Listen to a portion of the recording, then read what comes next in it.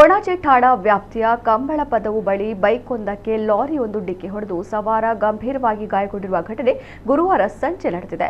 23 ವರ್ಷದ ನಡುಪದವಿನ ಸುಶಾಂತ್ ಗಾಯಾಳು ಎಂದು ಗುರುತಿಸಲಾಗಿದೆ. ಡಿಕ್ಕಿ ಹೊಡೆದ ರಭಸಕ್ಕೆ ಬೈಕ್ ಸವಾರ ರಸ್ತೆಗೆ ಬಿದ್ದಿದ್ದು ತಲೆಗೆ ಗಂಭೀರವಾಗಿ ಗಾಯವಾಗಿದೆ ಎಂದು ತಿಳಿದುಬಂದಿದೆ.